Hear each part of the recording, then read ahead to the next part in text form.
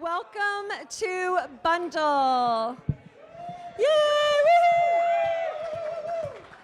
So, Bundle is an innovative idea that I, as an artist, brought to the town last year as part of the Midnight Stroll to welcome artists into the old Clay space to see if we could actually get it rented. It was so successful, we rented it after about 4 months, that we have now moved on to 51 Main. The door that you came in is one of your fire exits, as well as the stairs leading down over here to your right. Tonight's programming started with a conversation between Lisa Mitchell from Mud and Matt Laux, who is a creative chef in the community, and myself. And it actually started around storytelling with an idea that I had about death and dying. And I really wanted to actually bring this up on All Souls Day and to make it a week-long event. And as we got started talking about stories about death and dying, they all related to food. And we realized, there might be something about this. So between Lisa and Matt and I, we've only been working a month on this pop-up idea, but we're so thrilled that we have MCTV here catching these stories that will become part of our legacy in town at this moment and this time. And we're really happy that it's benefiting Hope. Hope does such a wonderful job with their food shelf, although at times their shelves are very empty. So we would like you to either, if you brought a donation tonight, thank you, but if you would like to make some type of check or cash donation, there's a jar there as well. I'd like to thank Drop-In Brewery and Lincoln Peak for joining us tonight. Normally, we have alcohol-free events, but because this is a bar venue and we would like to get it rented as a bar venue, we thought we would bring them in and see how that worked. So tonight is pretty special, and if you have a story that isn't something that's already on our agenda, Lisa Mitchell from Mud is taking a little list. And if the stories will all be about 5 minutes or less, if at some point you get a little long-winded in your storytelling, I have secured the loudest man that I know. Judd Markowski. Judd is loudest and nicest. And so Judd plays the accordion, and you may hear a little bit of accordion music that wakes you out of your storytelling and brings you to your finale, I hope. So with no further ado, I'm going to hand it over to Judd Markowski. Thank you all for coming. Thank you to Kelly, Matt, and Lisa for putting this together. Thank you all for coming out. We're going to keep things rolling because there are a lot of you and there are a lot of stories to tell. We're going to start with Laura Thomas, making pickles with an elder as part of hospice work. And we're going to have Jess Daniel after her. So please, Jess Daniel, could you be ready so that after Laura, you're just ready to come up because we're going to try to keep this moving right along. Okay, come on up. Laura Thomas. Hi. This is when I find out that I'm going first, right this minute. So I secured permission for 6 minutes, so please don't accordion me, okay? Till 6, all right. All right, so no warm up. I got my wine and didn't drink any, but we'll see how this goes regardless. I'm good. I think I got it. Thanks. Okay. I once made pickles with a dying woman, and they were pretty much inedible. I think, though, that she would say that making pickles was one of the best things she did in her last few months of life, but I can't say for sure because she definitely forgot about the pickles pretty much as soon as the jars were sealed. I met this woman who we will call Jenny when I was a hospice volunteer a couple years ago. She had dementia and a host of other problems, and so the nursing home enlisted a volunteer, me, to come and spend time with her once a week. You may already know this, but forming new relationships with people who have dementia is complicated because they don't remember much of anything. So every time I went to her room, even after dozens of visits, I would say, "Hi, Jenny, it's Laura." And then I would still have to reintroduce myself several times through the course of a 1-hour visit. So at first, she wasn't sure why I was there. She wasn't cool with it, and she made that really clear to me. But eventually, I learned that she loved to talk about her family and her dog and her adventures moving to New York City by herself when she was a young woman. She also loved People magazine. So we would read a magazine 5 times in a row, and she would talk about how inappropriate Kim Kardashian's outfit was, or she'd be scandalized by the fact that Chip and Joanna Gaines, I just learned who those people were from her, from Fixer Upper, were getting a divorce. And the 5th time we read the magazine through, she would be re-scandalized because she would forget that they were getting divorced. So one time a magazine had a recipe for pickles in it, and she said, "Oh, I love pickles. I wish I could have these." And then she got really sad, as she often did, and she said, "You know, they don't let me cook anything in here, and I really miss cooking." And so I said, "You know, we could make pickles right here." And she was like, "We can make pickles here?" And I was like, "Yeah." She was so excited.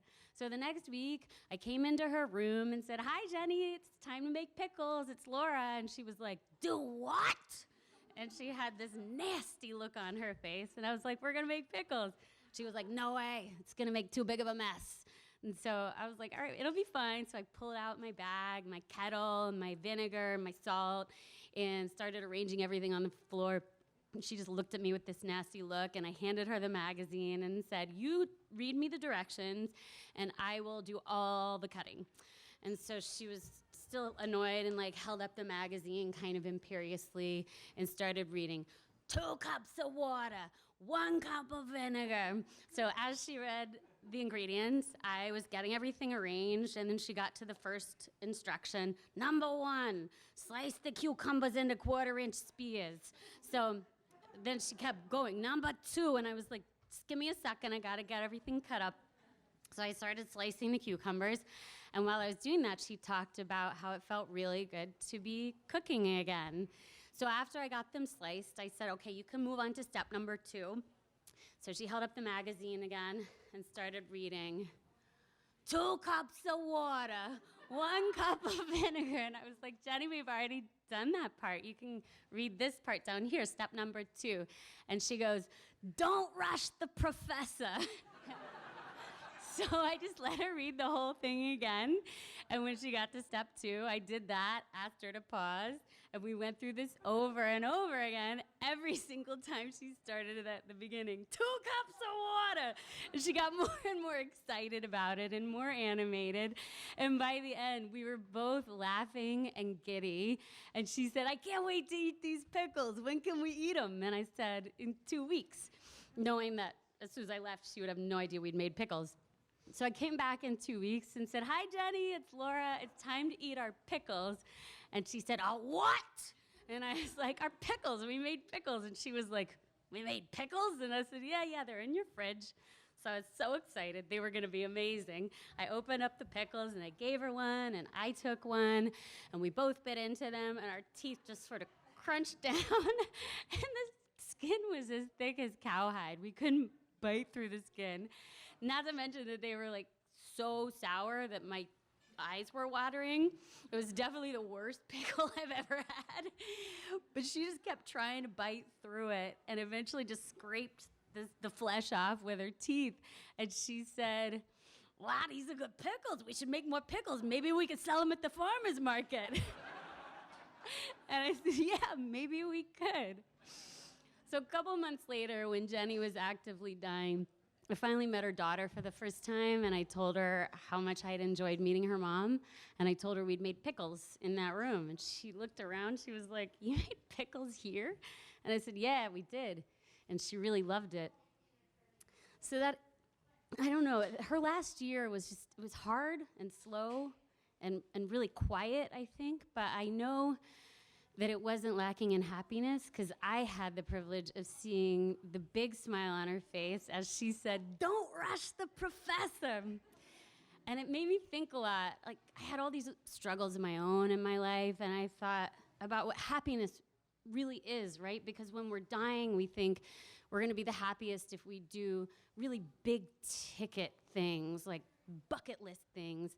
But sometimes the best thing we can do in life is just make some crappy pickles. Thank you for listening. Thank you very much, Laura. What a wonderful first story. Way to kick it off. And within her time limit. So, well done. Next, Jess Danielle. Come on up.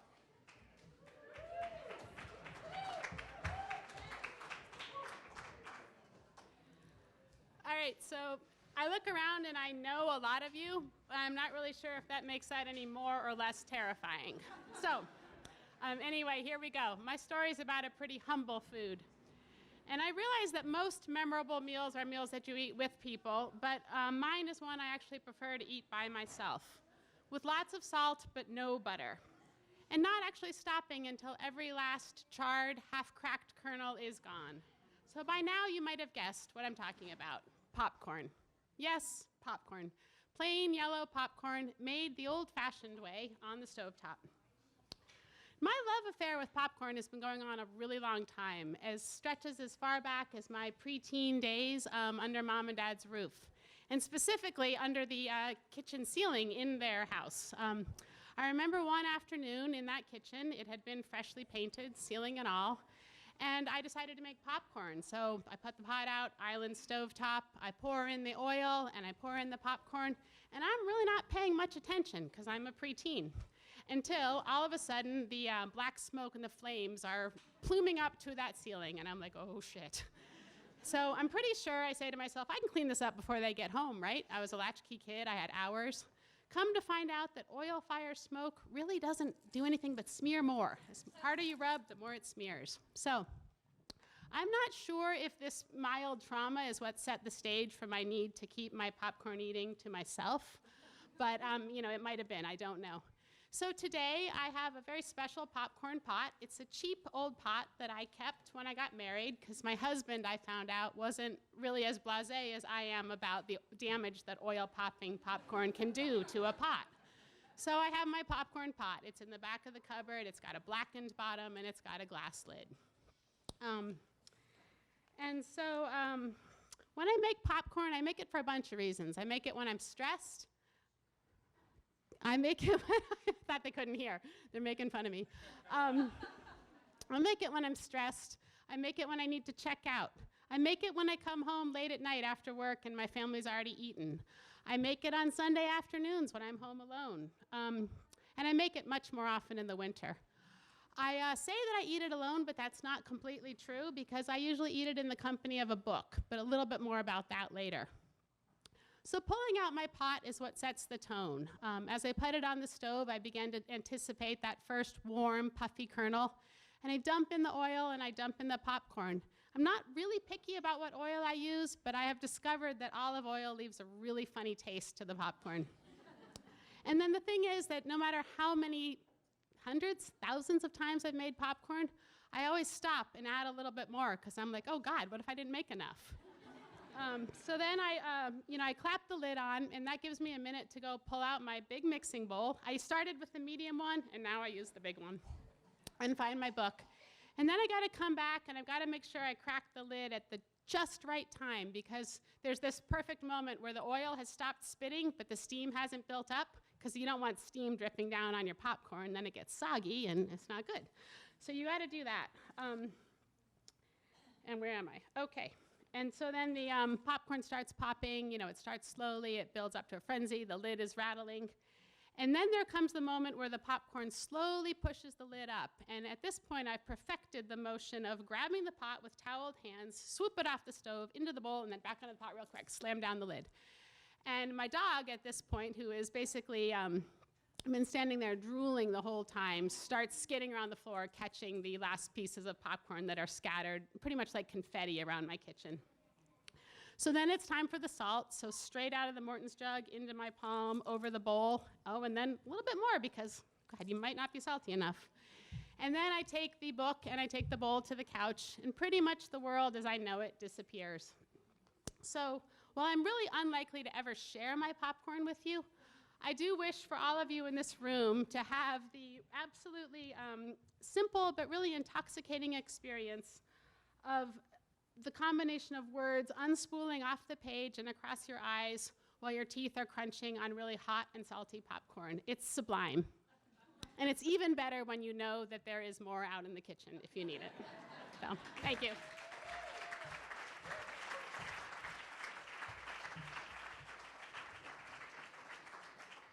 And a great follow-up, I would have to introduce you to my daughter who also loves popcorn, but isn't quite as artistic at the cooking as you are. So make that connection.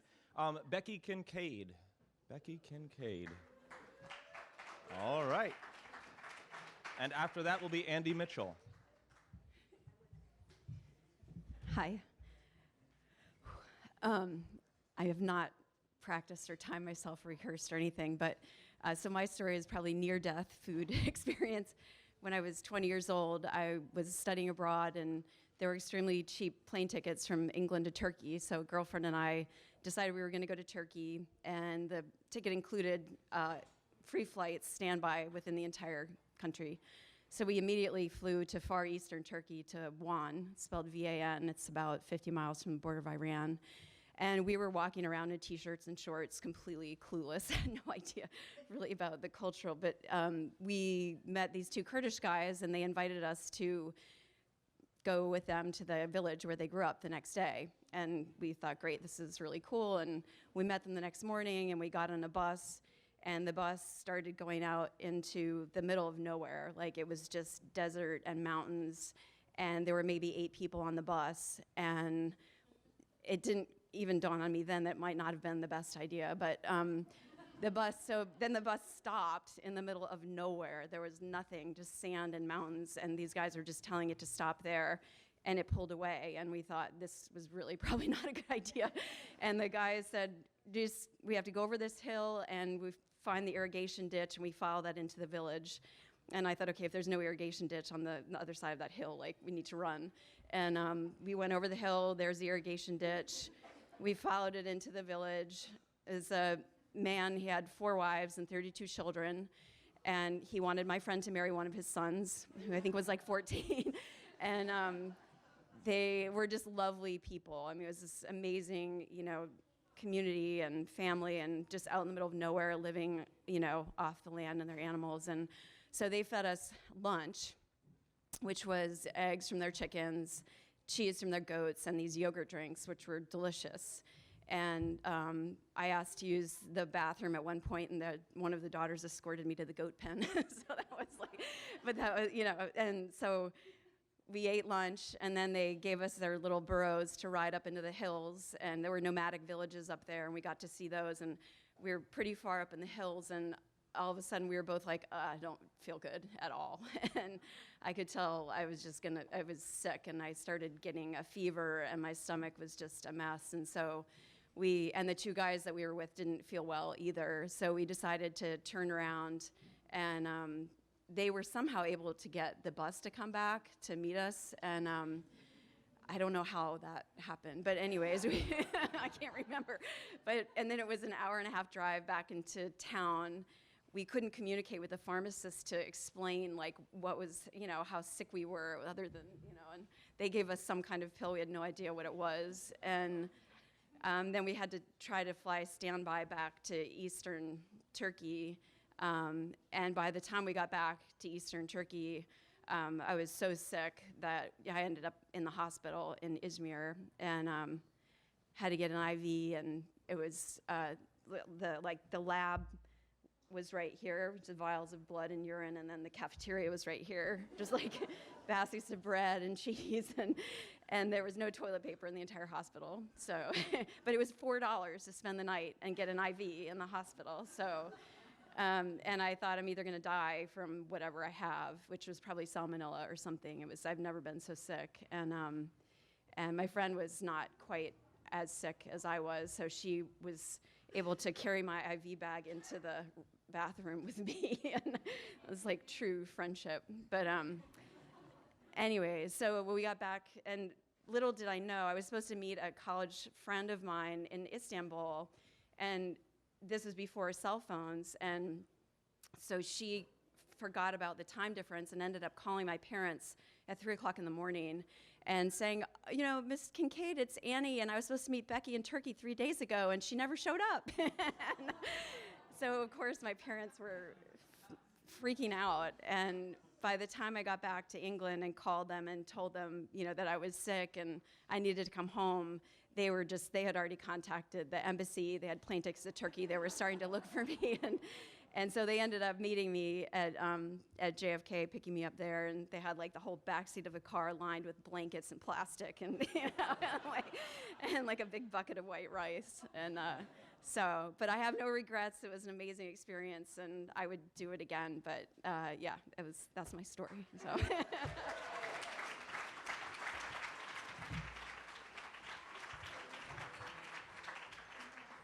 Well, I don't know about you. I think this is going well. And she was right down to the wire. 3 seconds left. So there we go. Well done. Andy Mitchell is next. And then after Andy, the Gretchen Eyre is next. And there's Gretchen. Perfect.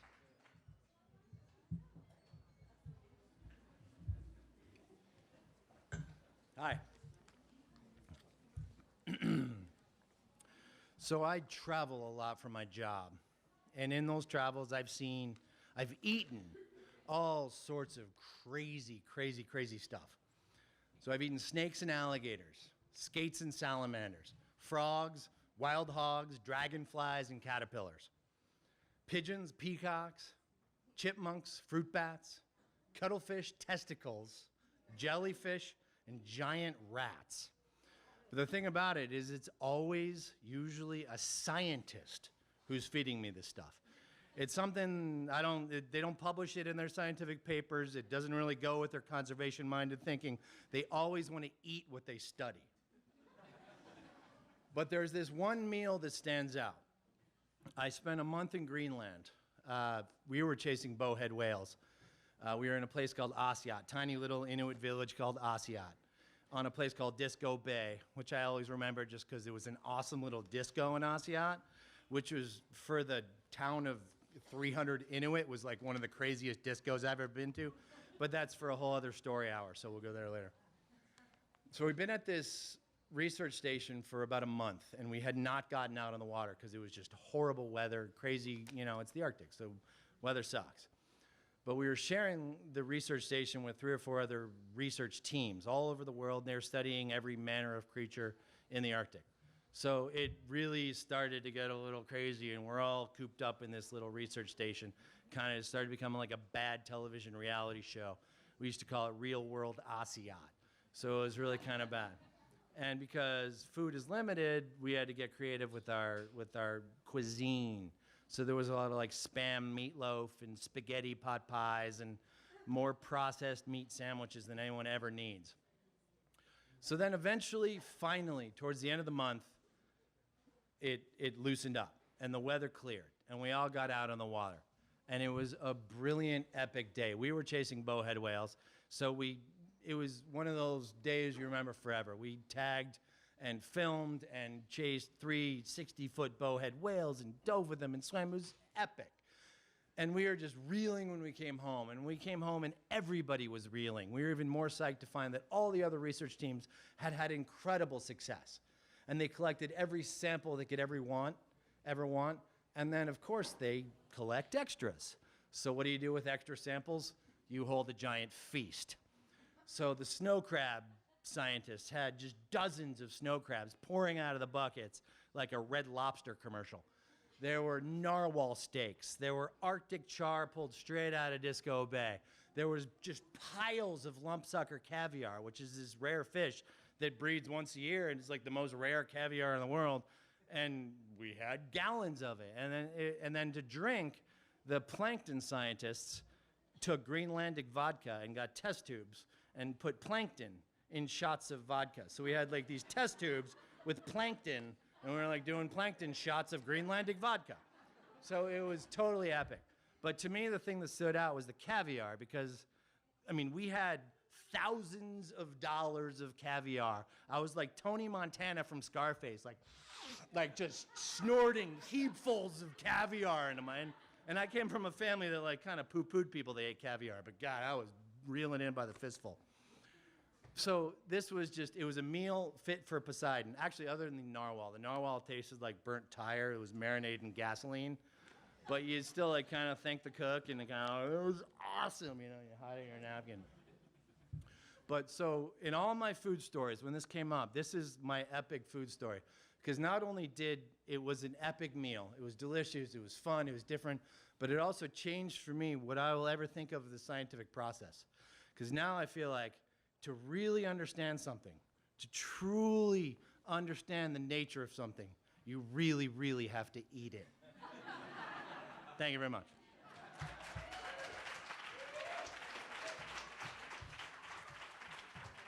Thank you, Andy. Here comes Gretchen. And after Gretchen will be Jessie Gillette. Can I sit? You may. Okay. Hi. So I love sushi and sashimi. And some of my favorite types of sashimi are walu, which is butterfish, and yellowtail, and fatty tuna, and octopus. But it's been a long time since I had octopus sashimi. So about, I don't know, over 15 years ago, I was living in San Francisco working in sales in healthcare. And I had this one client who was this neurologist who specialized in rare diseases. And he was really well known. He was, internationally famous in this small group of people that studied these rare diseases. And he had a reputation for being cocky, intellectually arrogant. But you know how when you meet somebody and you feel like you've known them forever? Like, I met him and I was like, did I go to school with you?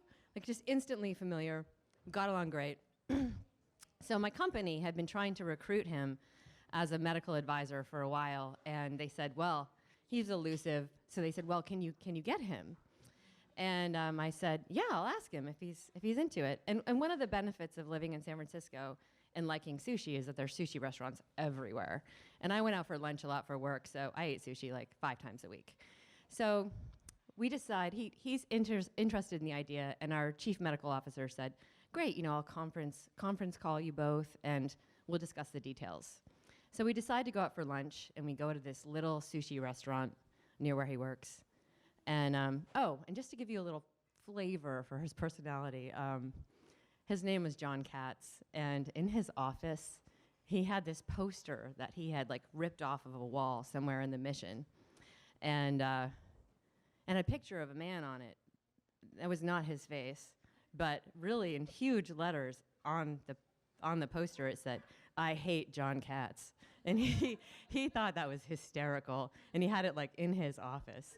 So anyway, we're going out for lunch, and we're gonna order some food, and then have this conference call with our chief medical officer, and we order my favorites, sashimi and sushi, and we get walu and fatty tuna and octopus, and we're sitting way in the back of this dark little sushi restaurant, this tiny little table, and he's sitting right across from me, and we're starting to eat the sashimi, and we're both reaching in there with our chopsticks and chatting, and all of a sudden he's like, and I was like, can you talk?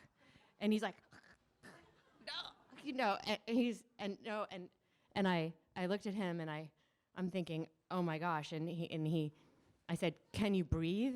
And he's like, and he starts to put his hand like all the way in his mouth, like I can't do that, but he put it in there, and I thought to myself, oh my gosh, I'm gonna have to like Heimlich him or something, and I said, tears are starting to run down his face, and he's got his hand like almost all the way up to his wrist in his mouth, and he's going like this, right? And I'm thinking, oh my gosh, and we're in the back, it's really busy, nobody's paying any attention. And so I go and I stand next to him with my hand on his shoulder, and I'm thinking, I'm gonna have to get right behind him and Heimlich him. And I feel very familiar with him, like I said, but I don't know him that well. and we're trying to recruit him. And so I ask one more time, and he's like, tears are running down his face, can you breathe? And then all of a sudden, he like pulls it out, this piece of octopus, out of the back of his throat. And I sort of go like, oh my gosh. I sit down across from him, and I look at him, and he's got like tears and snot running down his face, and he's all red. And I just look at him, and I said, I'm so glad you didn't die. And we both crack up laughing. And we're laughing so hard that he's already got tears and snot in his face, but I'm like crying too. And we're laughing, and then it's time for the conference call. So, so, so we dial in, and Mike, our chief medical officer, is like, "Hey, so how are you guys doing?" And I said, "Oh, we're good." And John's like, "Oh, we're good. You know, we're at a sushi restaurant." He's like, "Oh, great, I love sushi." And then he's like, "So let me give you some details about the position." He starts droning on, and John, meanwhile, he's like, puts his phone up to his ear, and I've got my phone next to mine because it's kind of loud in there. And John looks at me, and with his other hand, he's got the chopsticks in his hand, and he reaches in, and he grabs the last piece of octopus, and he winks at me. Thank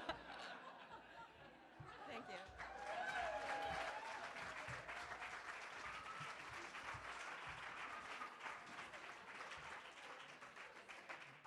Thank you very much, Gretchen. Another great story. And right on time. Okay. Jesse Gillette. I don't know Jesse Gillette. There we go. There's Jesse Gillette. You know me now? I do now. Nice to meet you. Nice to meet you. I'm Chet. Hello, everyone. It's so great to be here in front of all these groovy people. So the year was 2015, and I found myself walking down an unfamiliar street laden with signage, both in Turkish and German language. The buildings were different, the people were different, the cars were different, even the daylight felt different. It was really strange. I just couldn't make sense of this place. So the street, it was Aldebertastrasse, which is a street in a neighborhood of Berlin, Germany that has a very high Turkish population. Turkish coming up for a second time tonight. And as I begin to walk down the street, fueled by the excitement of adventure, I am suddenly stopped by a very unfamiliar sight. It was a storefront showcasing a very large cyclone-shaped tower of meat on a rotisserie. Glowing underneath the light of several heat lamps, this thing is slowly spinning around, and a young Turkish man begins to lightly shave pieces of meat off of this tower. I am immediately intrigued, and so I rush inside to see what's happening. The man, in German, greets me and so on, and at the time I have no idea what he's saying. I did not know the German language, even though I should have at this point. And so luckily behind him on the wall is posted a couple of menu options, and the header for each of the options was the same. It said doner kebab. So I went with the easy bet and I ordered a doner kebab. The man then replies with several more German words, which I did also not understand. And thankfully, a gentleman behind me in line said, "Get alles," which means all. So I heed this man's advice, and I go for all. Then the young Turkish man, frantically, he turns around and he begins shaving thin slices of meat from this tower. He then takes this meat and stuffs it into a small pocket of bread and fills up the rest of the void with various veggies and sauces. I pay him, I go on my way, and I continue walking down the street. A few bites into this concoction, I'm stopped again in awe, and I think to myself, this is amazing. My taste buds are just blown away. It was then, and still to this day, the best thing that I have ever eaten. As I became more familiarized with the incredibly diverse and large network of Berlin, it was very clear that these doner kebab things, they were everywhere. Didn't matter if it was a fancy restaurant, a sandwich shop, street cart, or bar, beer garden alike. It was everywhere. But what really surprised me is that every single doner that I ordered was just as good and just as amazing and perfect as the last. And so I immediately questioned to myself, how can this thing be so good? How is it such a home run time and time again? This is foolproof. Why isn't America doing this? Why don't we see it on every corner of Middlebury? But what would happen in the weeks to come would shed light on my culinary conceptions. So I find myself several weeks later in Turkey. So I'm strolling through the streets of one of the world's oldest and largest covered markets. It is the Grand Bazaar. It's a 7.5-acre network of vendors and artisans alike. I mean, this place had everything, or at least so I thought. And so amidst all the bustle, I see in the corner of my eye a doner kebab stand. So I get all excited, I run over to it, I place my usual order, I pay, and I'm on my way. Only this time as I'm walking away and I'm biting into it, something's wrong. It didn't taste at all like the doner I had gotten in Berlin, and honestly, it didn't even really look the same. So I thought, maybe they just messed it up. So the next day, I'm touring about in Istanbul, and I go to another doner stand. I order the same thing, and the same thing happens. Doesn't taste the same, doesn't look the same. It was like a false identity. I was almost offended. And so for the rest of my short time in Turkey, I just avoided doner altogether. So upon my return to Berlin, and at this point having a better understanding of the German language, I began to look into this whole doner kebab thing. Like what is it? Where does it come from? And after conferring with a couple of local culinary artisans, I come to find out that the Berlin doner kebab is truly one of a kind. You can't get it anywhere else. It's where German-style bread and veggies collide with the Turkish style of seasoning meat and roasting meat in a place that has a very specific cultural mix. And I then thought to myself, it doesn't matter who's making this doner kebab, but it really matters where it's being made. And this where was at this crazy, diverse, rich, unique cultural crossroad that is Berlin, Germany. And so for the rest of my time in Berlin, it evoked a sense of place for me. It helped me understand Berlin's crazy, diverse identity.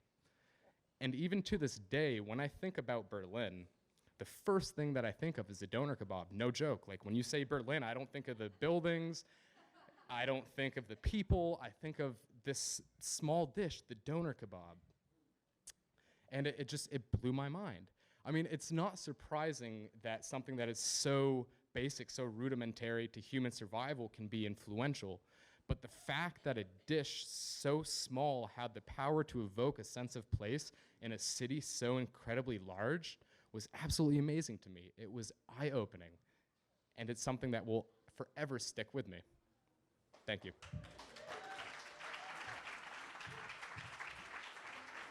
Thank you very much, Jesse.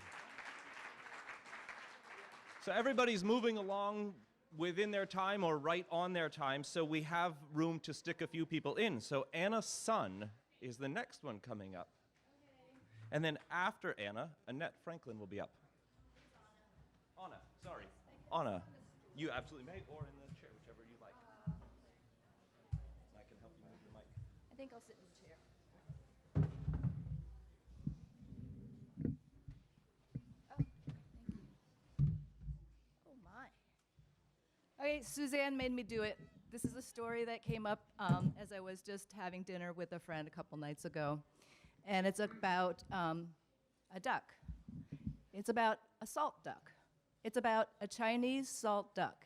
It's about yan ya. Everybody, yan ya. Again, yan ya. Okay, so I grew up in like Albany, New York, the suburban community, and my parents immigrated to the States from China, like 1949-ish, after the Sino-Japanese War. So I'm what is called ABC, American-born Chinese. And so, so in our household, my dad was really, really hung up on Chinese food. He just never, like, if you were in like Timbuktu, he would just have to go to a Chinese restaurant. So, and it's a lot more to prepare, a lot more chopping and stuff. So my mom came up with, okay, every other day she would make Chinese food. And he would make nothing. He didn't cook. He was like in the lab, you know, doing his experiments and stuff.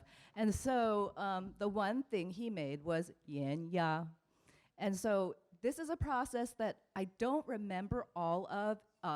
Something about the whole process is lost on me, but this is what I do remember. He would bring home from the Grand Union a duck, a ya, and he would take and he would put it on the yan ya ban, the duck board, and he would cleave it open ever so carefully. Cleave it open, break it open. Now, my dad is, well, he's a scholar. He wouldn't like really go out and chop a cord of wood for you, right?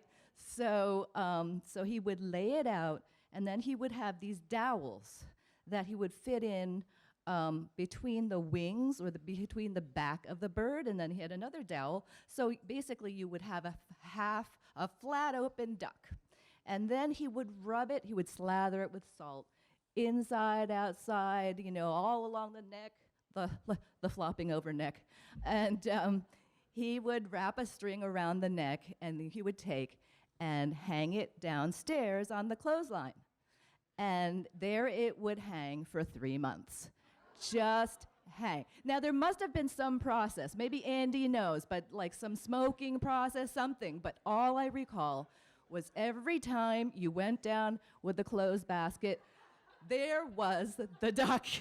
And it usually had its back to you, you know, and then you would hang the socks. You know, you would change, you would hang the short stuff on the back row with the duck, and then you'd hang the sheets, you know, in front.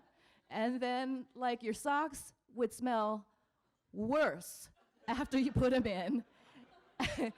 And you would walk around thinking like you were wearing a down jacket. So this went on for 3 months, and it was very ceremonial. This is the one place where my dad engaged, and he would go down and measure the grease, and he would go and poke it and see that the fat had run out. And I don't know where the blood went. There must have been a lot of blood. So anyway, this goes on, and you know, my brother and sister and I, we kind of got playful, and we put like little ornaments on the duck's feet, or you know, wrap it all up, and you know, not try to have the friends come over and play ping pong down in the basement. And so after the end of 3 months, he brings up the duck, and at this point, it's stiff as a board. There's no give in the duck. It's just stiff, and out comes the yapan. What's it called? It's called yenya, yenya. And so he chops it all up, and he goes and steams it. And it's all in the big brass steamer. I'm sure you've seen it on the tray. And we all sit down. It's like a ritual. Oh, and because he's a scientist, every year it's, you know, sequential. There was ya point 1, ya point 2, ya point 3. So then he would serve the duck, and he would come out on this round formica table, and we had like orange swivel seats, these really ugly swivel seats, and then like little Corel cereal bowls with green trim, and out it would come in a bowl of porridge, very thin rice porridge. You've had it, shifan, and with one measly piece of like duck wing in your plate. And you hadn't eaten. We weren't allowed to eat lunch. This was a ceremonial thing. So there you were, you know, and there might be some side dishes, some salted peanuts or pickled cucumber, and there were some scallions on it. And every time, oh, here he comes. So he would tell the story. This was the whole point of the duck. He would tell the story about when he was coming over from India on the ship, and he was in the bowels of the boat, and there was nothing to eat. They were just given gruel, and there was a block of salt, and you were allowed to look at the salt just once. And somebody got in trouble because they looked at it twice.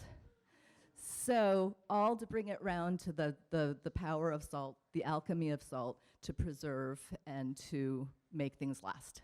That's not really the story, but anyway.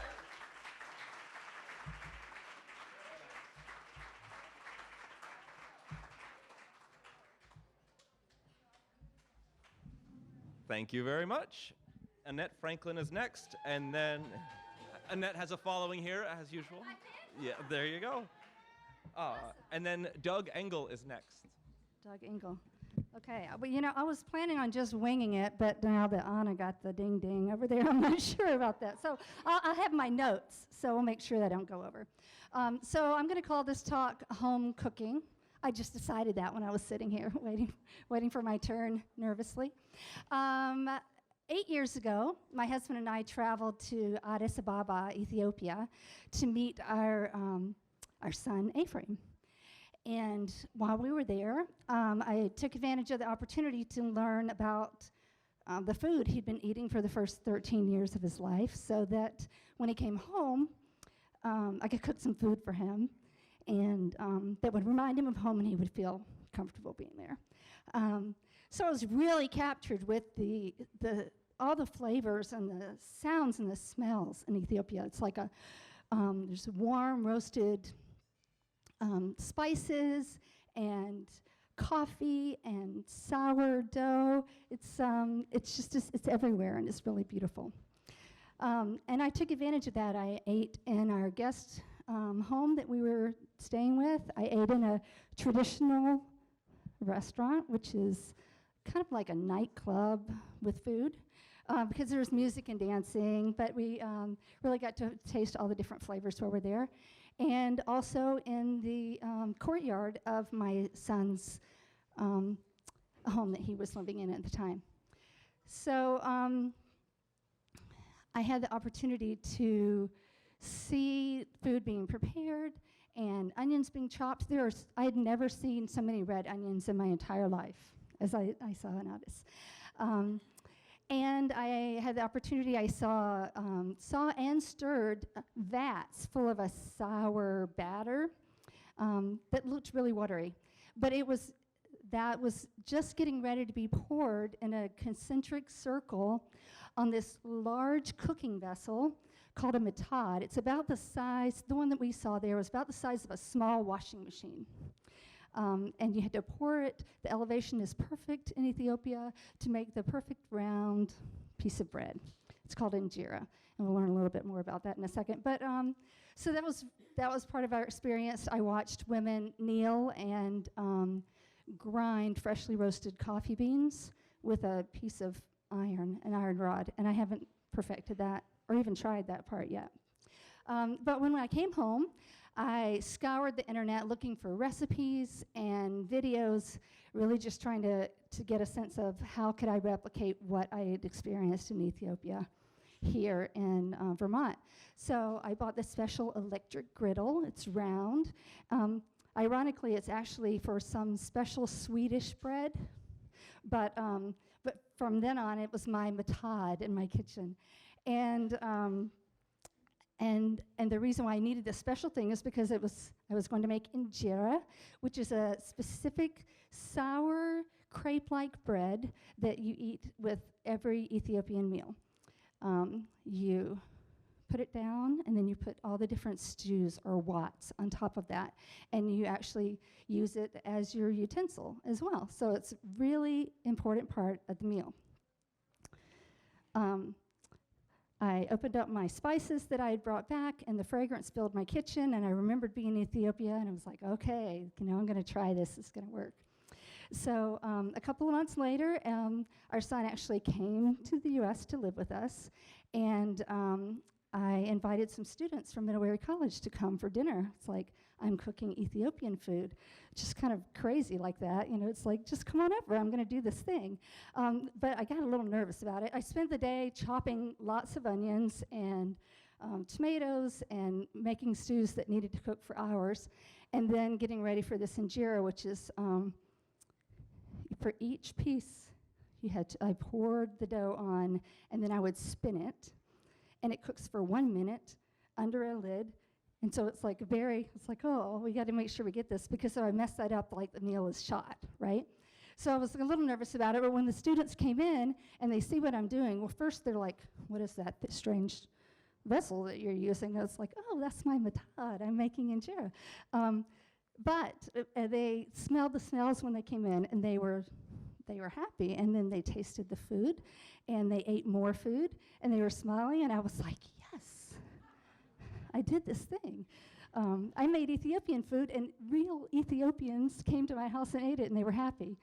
I don't remember how many guests we had that night. I think we may have had a dozen.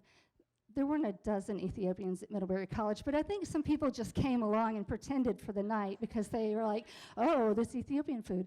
But it wasn't long before I got a reputation as the white woman who cooks injera. And based on that experience, I soon had students from all over the world who came to my house to eat food, to eat Ethiopian food. And the nights would get bigger and bigger. I'd start with a dozen, then we had 24, and then they're like, how many is too many people for us to invite? And I'm like, oh, you think we can cap it at 30 for the night? Because that's really a lot of injera if everybody gets one piece, and each piece takes 1 minute to cook, so that's 30 minutes.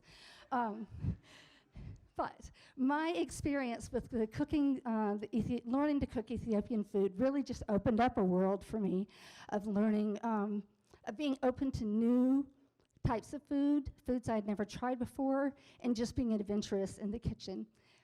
That was a lot of fun for me, and being able to cook it for people that I cared about, it really made it that much better. So we've had lots of dinners at our house over the past 8 years. And now, if you were to come to the house, you may have carnitas, or you may have Nepalese momos, or my own chicken pie, and sometimes you would have Ethiopian food. Everyone who comes to sit at the table, my mouth's getting like super dry right now. Everyone who comes to the table really is just welcomed into our family, just like our son was 8 years ago. And but they're welcomed into a family, one with a mom who will learn to cook the food that reminds them of home. Thank you.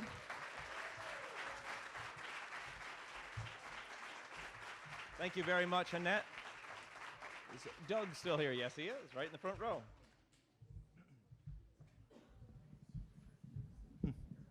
Hi, folks.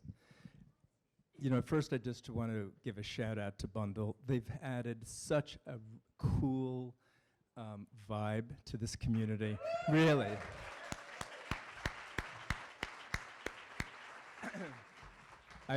I've been listening to The Moth for decades, and being a profoundly uninteresting person, I didn't think I had much to say, but I do have a story to tell. Right, so my wife died 14 months ago, and her name is Barbara. We had just moved up from the Hudson Valley, where we had been spent 15 years, and about a year after we came up, my wife came down with liver cancer, metastases from ocular melanoma from 20 years ago, and lived for 5 weeks after that. So, food and death. So about a week before my wife passes, her sister is up, and her nieces, these beautiful, wonderful girls who she had babysat for many years down in Brooklyn. My son, my 13-year-old son, who we had just pulled out of camp. We had sent Tony to camp a week prior with the hope and prayer that things may change, but I had to then go get him.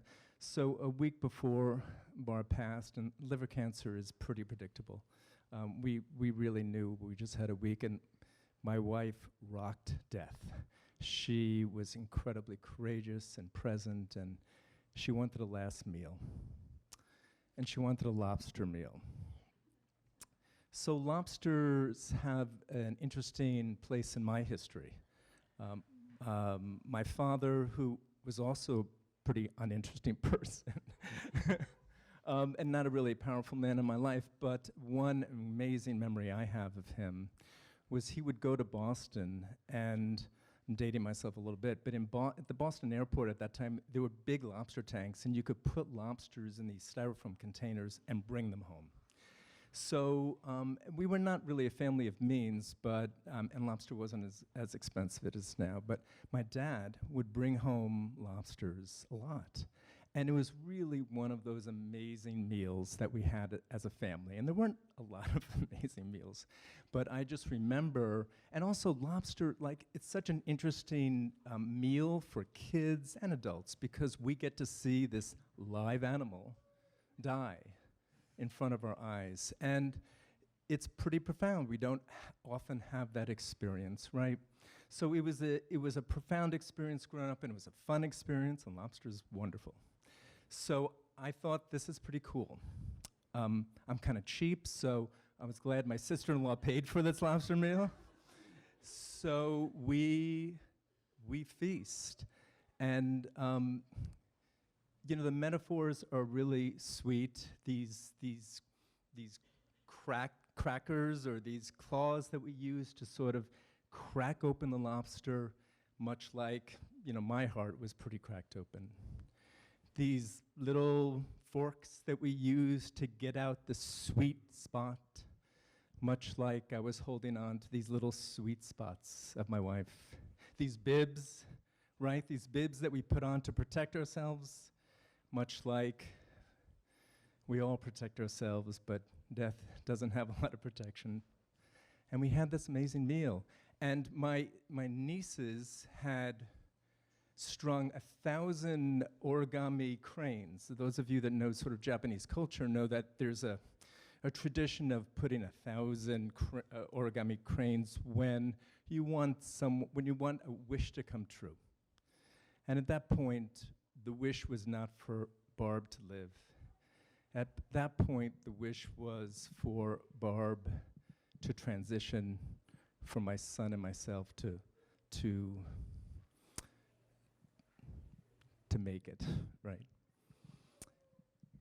So my wife died about a week later in bed with me, and I look back with tremendous grief, but I also look back with this amazing memory of these magnificent creatures who often give their lives for us. These magnificent creatures that gave my magnificent creature a final last meal. Thank you.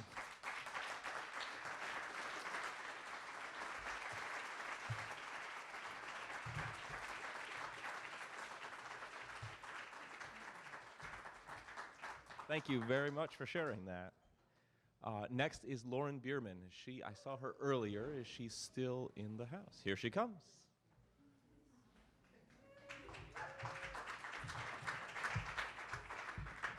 Hi, Lisa. This is not anything like practicing in my mirror. I'm Lauren Bierman. I was 23 years old, and I was living in Connecticut, and I had this like burning desire to move to Vermont, and I don't know where it came from. It came from fish.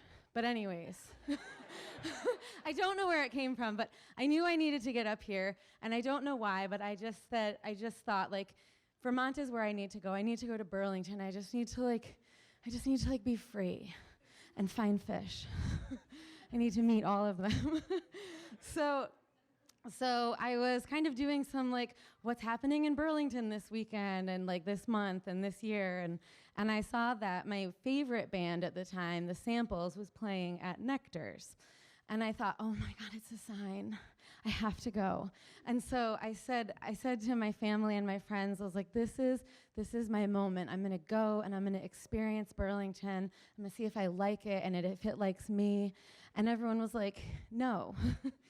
No, you can't do that. You can't go up to Burlington by yourself and like go for the weekend. And like, what's your plan? Where are you gonna stay? What are you gonna do? And I was like, I don't know, man, I'm just gonna go. And they said, no, you can't. And I did what I do. I said what I say, which is, don't tell me what to do. I am a grown-ass woman and I will do what I want. And so a few days later, I find myself in Burlington. I'm at Nectar's. I'm listening to The Samples. And there's this guy standing next to me who is going on and on and on about his band. And he's like, you have to see my band. I'm in a band. Come see my band. And I'm like, yeah, your band. That was Clint Bierman, just for reference. So I'm thinking, oh my gosh, what did I do? Like, all I did was say hi, dude, like, chill. And so several hours later, I'm going home with him. Not because we were gonna do anything, because we did not, but it was merely because I did not have a plan, as I said, and it was now 3 a.m. and I needed a place to sleep. So I went back to his house. We stayed up all night long, and we were talking and laughing, and it was great. And we went to bed in like the early hours of the morning, still not having done anything, thank you. Very virtuous. And a few hours later, I wake him up, and I'm like, dude, I'm starving. Where is the food? Here. And he thought, oh, that's so adorable. She's up so early, and she's so hungry, and that's so cute. And then several years later, he'd be like, it's not cute anymore. So he takes me out to the Bridge restaurant, which is just down the street from him in Addison.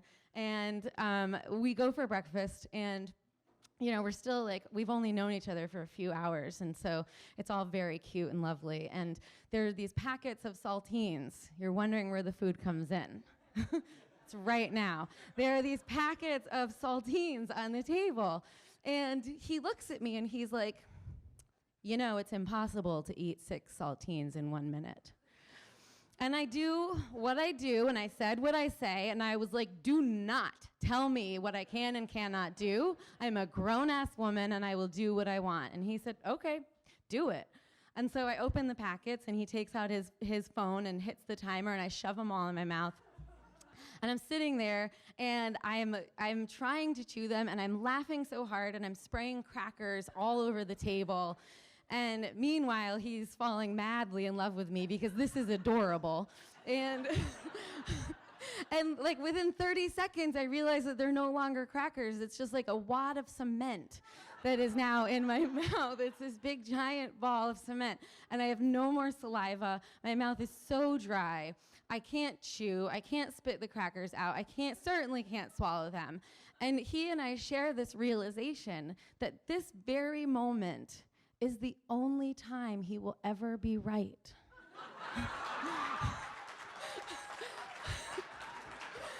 And so I looked at him and I was like, fine, you win, fine. And I took a sip of water and I swallowed the crackers. And I guess what I wanted to tell you about this story is that you just never know what is going to happen when you shove a bunch of saltines in your mouth. Because now here I am 15 years later and we have 2 kids and 3 dogs and a cat. And I'm not saying it's all because of the crackers, but I was very adorable spitting them all over the table. So you can do the math.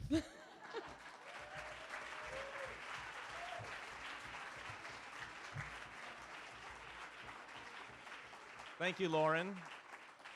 This next name is going to put me on the spot. It's a name I've never seen before. N-I-A-L. Niall. Niall. That's a beautiful name. Welcome, Niall.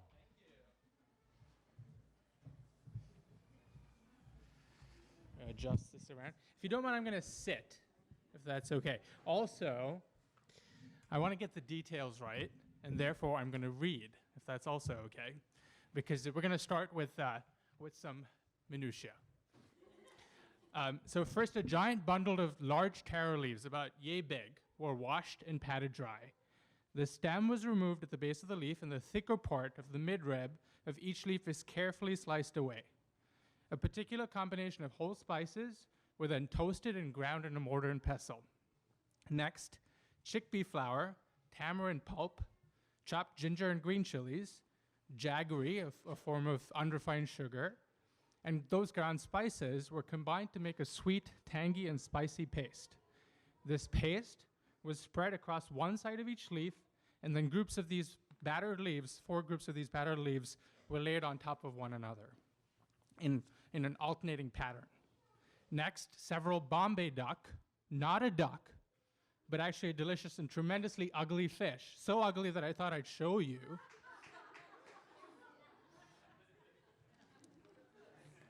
They were cleaned and filleted and left to marinate in another spice blend.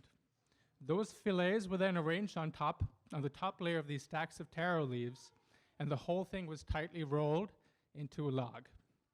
Then these logs were steamed in this really old aluminum pressure cooker, and then sliced into half-inch thick discs.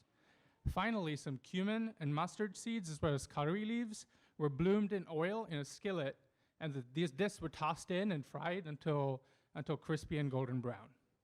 Making patra, as this snack is called in the part of coastal Western India where I grew up, involved several hours of preparation, following a trip to the produce market and the spice shop across the street, as well as the fish market a few blocks away.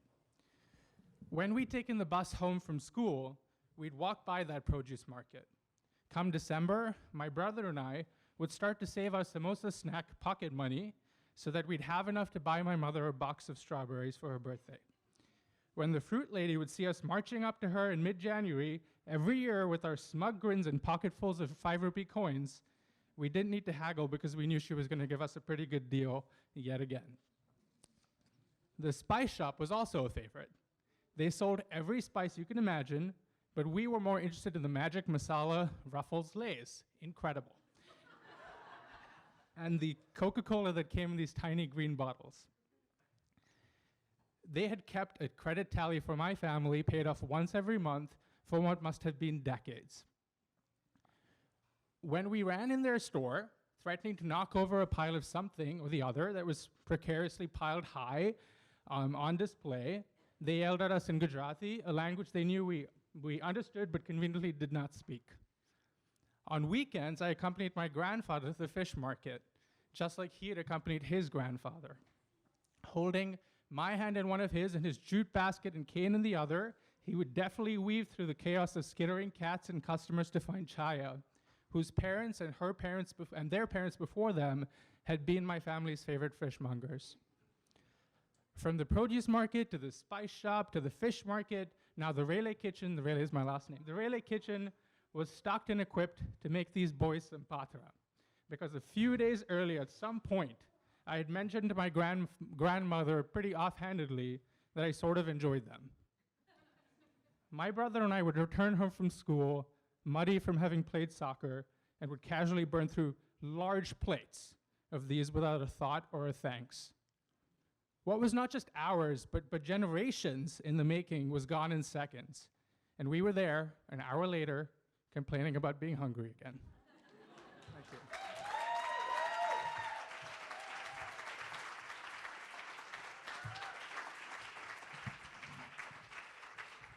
Thank you very much. Next, we have Mary Carone. There we go. Everybody's doing a great job. You guys must have practiced like crazy. I could almost set my timer to your speeches, so this is really well done. Hi, everybody. Okay. My mama was Frida, and she loved to eat, and she loved to cook.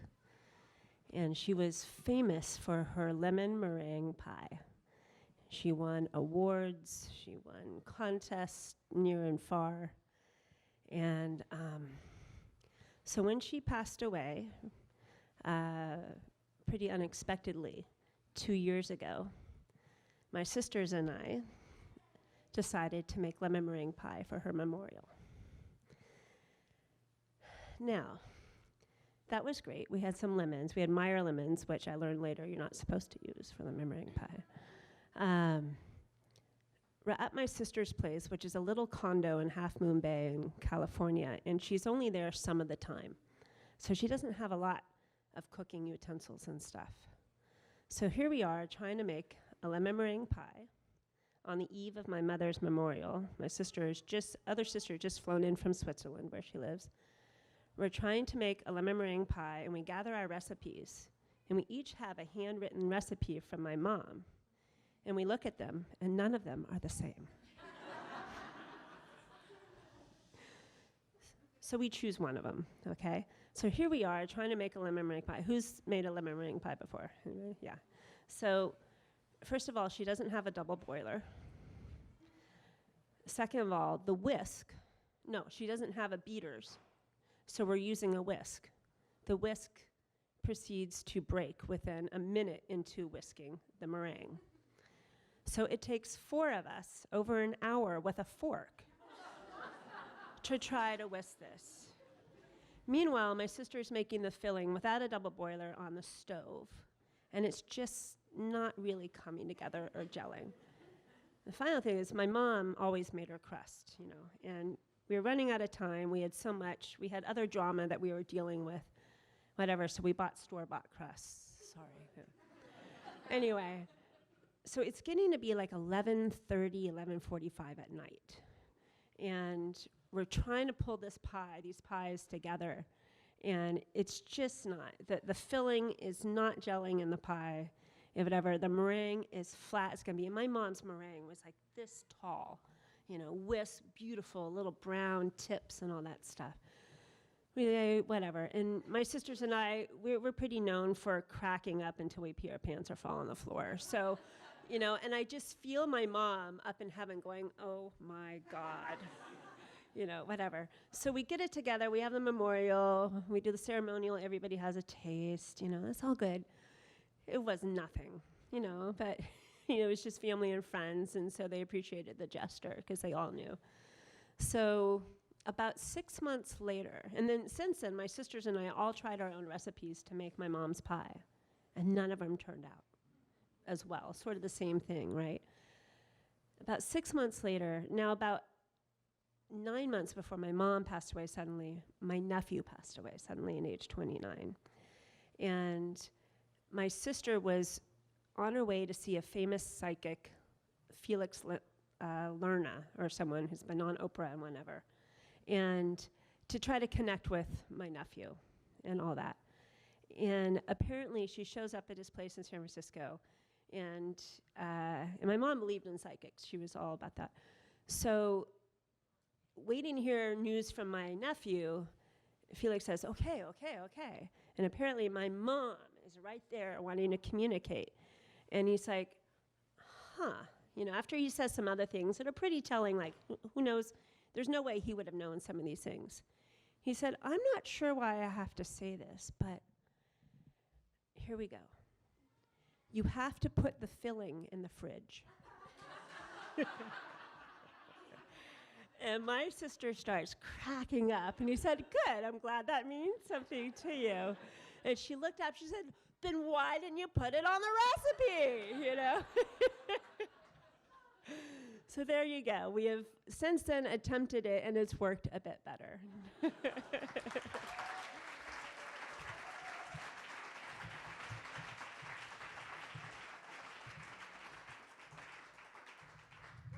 Another good one. Emily Bliston. Looking for Emily Bliston is next. All right. I get very nervous in the first 2 minutes and very calm in the last 3, so enjoy the second half of this story, please. These have all been wonderful stories, and the story I want to tell you starts in the early 80s in my Grandma Sophie's kitchen in Providence. She had this machine called the Daisy Stripper. That is the real name of it, and you put an apple on it and it peeled around, and I would eat the peels. Or the story I want to tell you starts in Syracuse, New York in the late 80s with my Grandma Ellie, who had these great plates that were like grown-up, the divider plates for kids, but these were like beautiful, old, heavy plates, and she was like of good German stock, so she could make an amazing chicken or an amazing roast beef. Or the story I want to tell you starts with my mom in the late 90s, who is like a wicked hippie, who said, oh my God, I should really tell you how to make a roast chicken, it's so easy. And I don't remember. Or the story I want to tell you starts in the late 90s when I studied abroad in Florence, Italy, and ate a lot of Nutella ice cream, which is so different than regular ice cream. It's ice cream with Nutella in it, so it gets cold and it's wonderful. And I walked all around the city and I ate, and then I walked all around the city and drew, and then walked and ate more ice cream and painted and walked and ate, and it was this wonderful period of time. And those are all true stories, but those aren't my story with food. My story with food happens in 2 parts. The first part is from when I was born until 2003, and like all good parts, it ends with this like beautiful debaucherous ending where I was 23 and I ate sushi on rooftops and ate lobster over picnic tables, and I was delightful and delighted and sun-kissed, and it was amazing. And then it got blurry, and I got really thirsty, and I peed a lot, and I got thirstier, and I peed even more, and I ended up at Planned Parenthood telling them about these random symptoms, and they said, you're probably diabetic, which I had no idea what that was. So that began the next chapter, and I found myself in this, because I was with my mom, this hippie restaurant in Brattleboro, Vermont, eating sushi, which there was daikon instead of real sushi. It was Vermont, it was Brattleboro. And I had all of my new supplies. I had my insulin and my vials and my test strips, and I took all of these things, and there's nowhere in the bathroom. Like when you're a mom trying to find a place to put your baby and change them, there's nowhere in a bathroom to do something hygienic like this. And so each little piece took so long, and I remember coming out and saying, did that seem like it took a long time? So let's see, where am I? So this is a life with diabetes, right? Every day is like a childhood teeter-totter.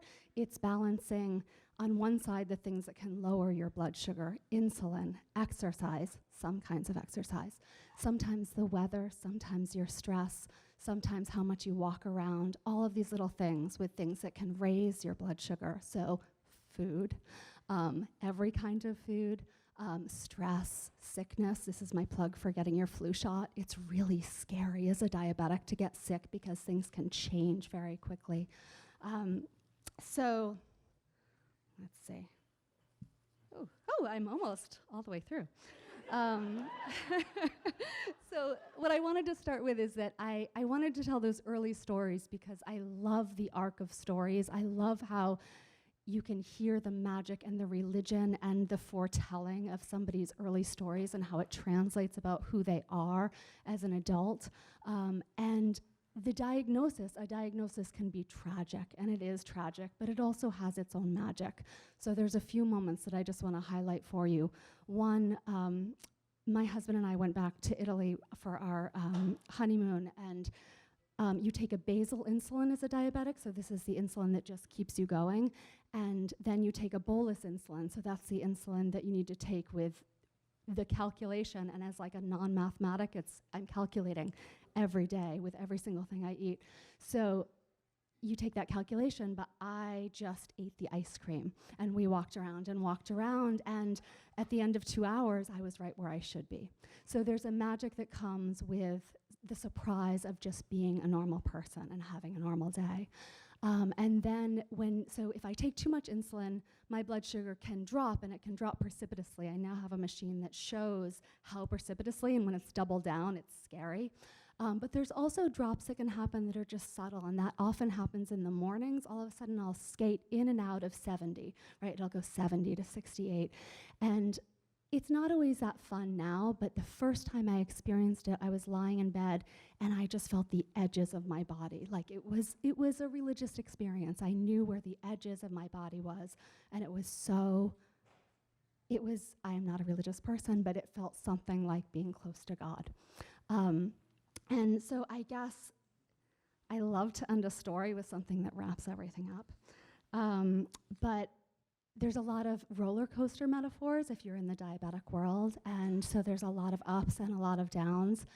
And I think that there's you see your kids going to these things and having these delightful experiences with something like a roller coaster, and I think that what I learned was that there's a delight that happens when you are just young and totally naive and totally innocent, and that was me at 24. And then there's a delight that happens when you know how hard it is to get there, and that is the sweetest delight. Thank you.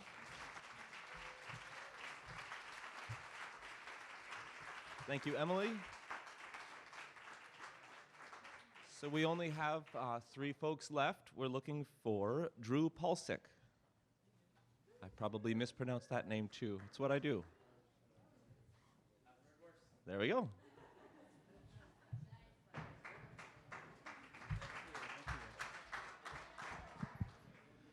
Good evening, friends. Hello, hello.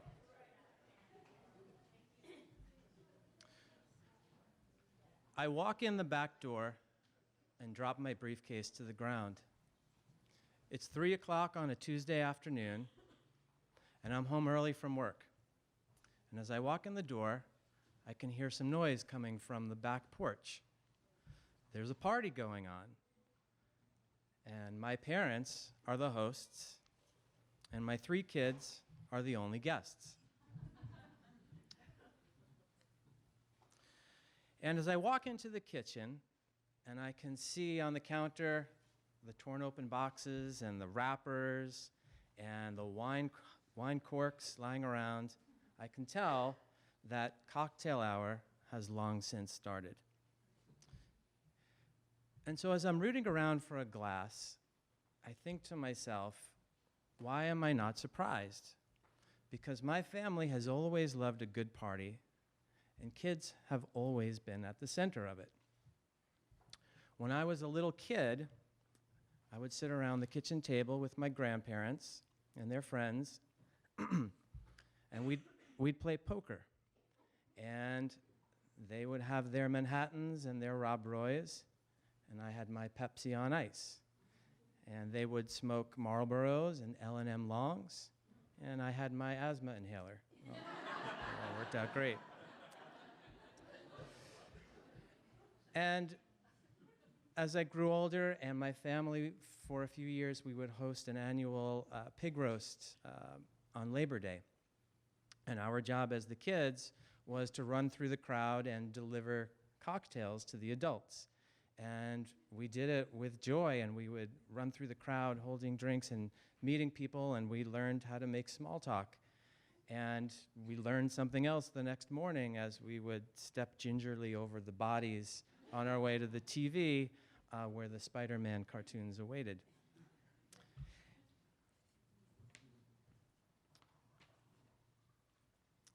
And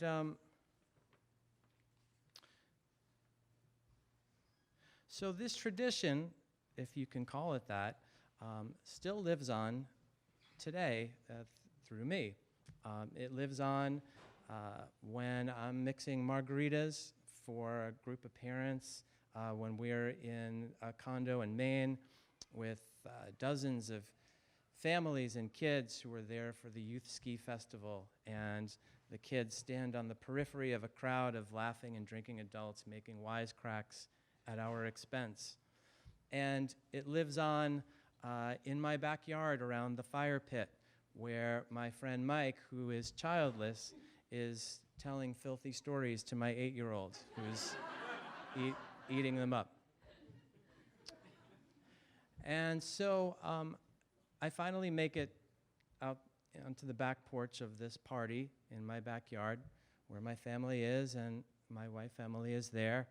And she's a little bit more restrained than the rest of the crowd. She is filling and refilling these tiny little cups that she loves to drink out of, these little thimble-sized cups, while the rest of my folks and I are drinking out of the largest goblets that we can find.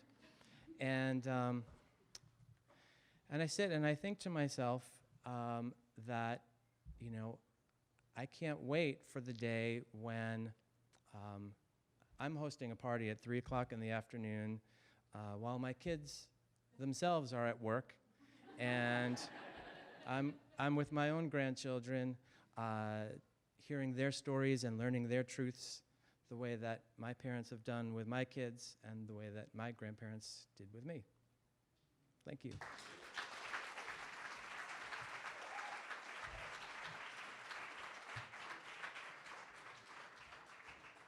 Thank you very much.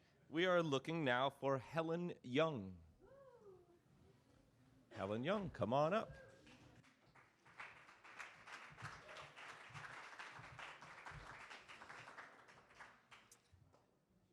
Thank you, Kelly and Lisa, for thinking of this. This was a great idea. I love these stories that are being told up here.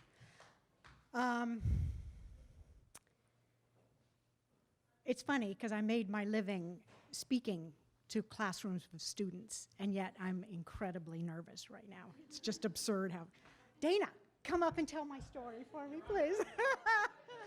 All right, so my story involves visiting my older brother, who were both scientists.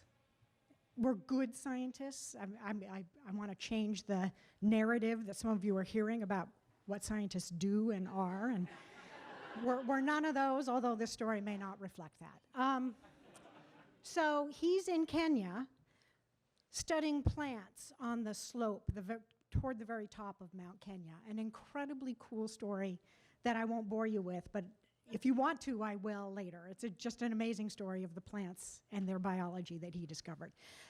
He's in Nanyuki, a town on the base of Mount Kenya, and I'm about to begin a project on the other side of the mountain of Mount Kenya on grasses. That's not really very interesting, and I won't bore you even if you plead with me to tell you that story. So right now, we're in Nanyuki. He's been in Kenya for years, and I'm a newbie and pretty excited about being in Kenya starting a project. He's living in a house in Nanyuki that has no furniture, not much of anything. He's living simply, not out of a Quakerly Zen desire to be simple, but his priorities are elsewhere. He just doesn't care. This is pre-bottled water, and it was when you shouldn't be drinking water. Yeah, I mean, it may still be true in Kenya, I don't know.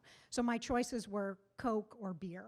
That's all. It's bottled and it's clean, and we can drink that. So it was a kind of a rude awakening to life in Kenya. But it gets worse. So he's living in a house that's empty, except for lots and lots of Coke and beer and the crates that they come in. So that's our furniture. We sit on these crates. And there's a grate by the front door on the outside that steps over kind of a little moat that surrounds his house for drainage. And he lives near other people. There's lots of little kids running around. And we discovered that there's a puff adder, which is a very venomous snake, under the grate right by his door. And we're biologists, and we feel like, we should capture this, we should safely move it to the jungle where it will be safe, and everyone around us is saying, it's a very dangerous snake, you need to kill that snake. And of course, they're nowhere near us. They're saying, you need to kill that snake. So, we're botanists, we study plants, so it wasn't too hard to kill that snake, but it was kind of challenging because we didn't really want to have to kill this snake.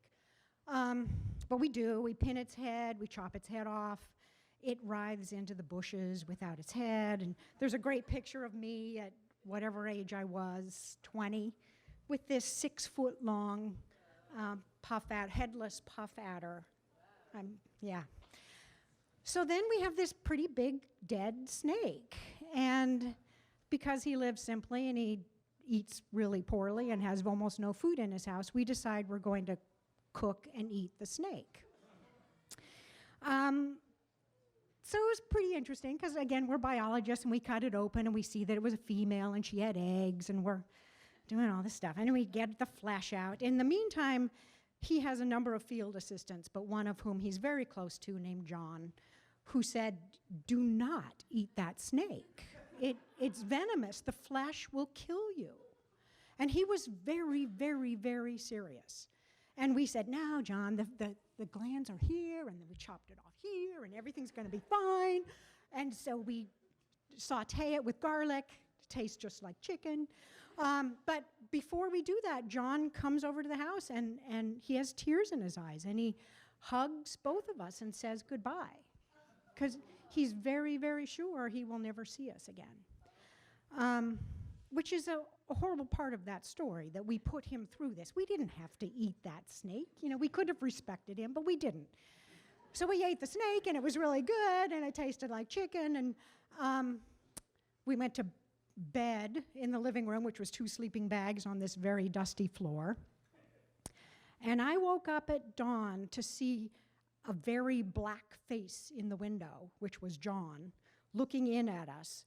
I sit up, John sees me, I see him, I shriek, because John's at the window. He shrieks, because we're alive. And he comes barreling through the door, my brother's barely waking up, and John just jumps onto us and hugs us and said, oh my God, you're alive. And then he gets really mad, because we ate the snake that he told us not to eat because we were gonna die. So many of you have morals to your story, and I was trying to think what the moral of this story was. I wish we'd been more respectful of cultural traditions and not eaten the snake. I don't know if John learned anything from our experience, like the venom glands are here, and if you eat my hair, but that's my story about food.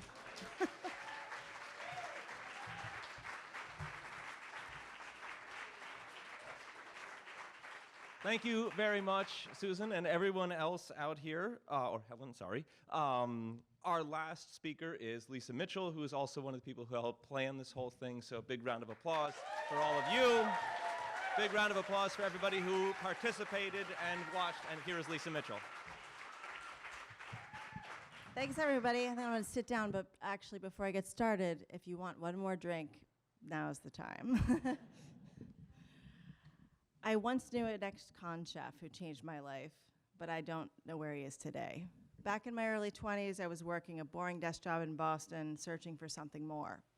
A photographer in our Chinatown loft office was shooting the top Boston chefs. Each day, as I hungrily inhaled the scent of dumplings and Peking duck wafting from the restaurants below, I watched a parade of culinary characters pour in for their photo ops. Some in chef's whites, a man strutting in a motorcycle jacket, a woman with a pink flourish of hair. I felt this out-of-control electric excitement that I simply couldn't shake. I was obsessed with food, loved to cook, and studied chefs like a kid studies baseball cards. But in that moment, I realized I didn't just want to be a fangirl, I wanted to be one of them. The photographer gave me a short list of the most approachable chefs, people who could give me some advice. My first meeting at a woman-owned restaurant in Harvard Square catapulted me right into the fire. With a reluctant nod of the exec chef, I was put on the hotline with 0 restaurant experience. Each day was a literal trial by fire. My arms were scored with burns. The cooks ridiculed me relentlessly. I went home every night stinking of the kitchen and crying into my phone as I talked to my long-distance boyfriend who told me not to give up and never to let them see me cry. I did not. The ringleader of the kitchen hazing was Rich Sullivan, an ex-con chef with a fat green tattoo on the back of his neck that said, "Can't stop, won't stop." He wore thick metal chains under his chef coat that clinked as he walked and towered massively over everyone. His knuckles, folded thickly over his knife, bore a series of cryptic symbols. Rich pointed and laughed at me maniacally as I chopped crudely, turning chives to a sad green pulp. He shouted commands to fluster me while I was already drowning in a flood of order tickets. He told everyone I must be some investor's daughter. How else could I have gotten there? One day after boiling chicken jus for hours, I picked up a too heavy pot. It toppled over my arm, boiling liquid burning into it. It was an emergency room-worthy burn, but I bit my lip and shrugged it off. In excruciating pain, I worked my shift, alternating between the razor-sharp heat of the wood-fired oven to plunging my blistered limb into a vat of ice. The next weekend, we were slammed at brunch with visiting Harvard parents. Everyone but Rich and I called in sick or didn't show up. We banged out what felt like hundreds of covers, just the two of us, a blur of him on Eggs Benny, me on bourbon banana French toast. At the end, Rich locked eyes with me, wiping the sweat from his brow. He said, "You're not gonna give up, are you?" And I said, "No." So he pulled over a couple of apple crates and said, "Sit down." He pulled out a collection of cookbooks stacked neatly under his station, cradling them like they were his children, Trotter, Escoffier, Ferran Andrea. In the months and years that followed, I filled notebooks with Rich's teachings. He patiently worked with me on knife skills and techniques, and on our days off, we'd throw elaborate dinner parties together. Those off-menu, multi-course evenings shared with bartenders and waitstaff were where we wildly reveled in the food and learned the most. Rich had a gangster vibe, and his eyes could be dark, dead, shark-like.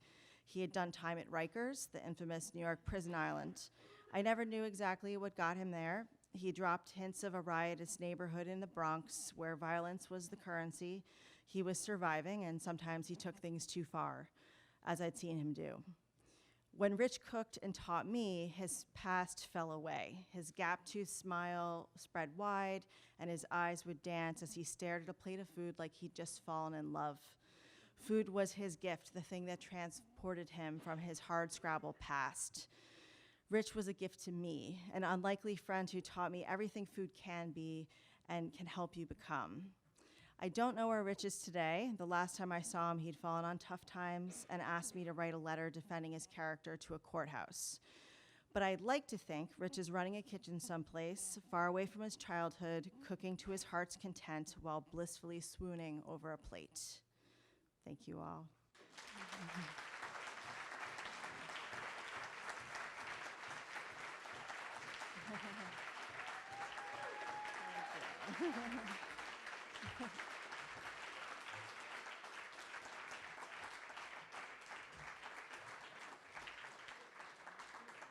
I just want to say thanks to everyone for coming and for sharing their incredible stories tonight. You know, food is a thing that brings us together and binds us, and we're so grateful for all of your very personal stories.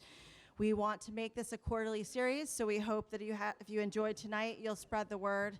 And we love your ideas for themes. And I also just want to say thank you, in addition to Kelly Hickey, the mastermind and manager of Bundle, who's done an incredible job bringing together partners and pop-ups that are so inspired, and Matt, who orchestrated all this amazing food and who is so modest but has incredible stories from his time as a chef. You should really corner him and hear them. And Judd, who's an incredible MC and has created this fun vibe, and we really appreciate everyone being here. Thank you.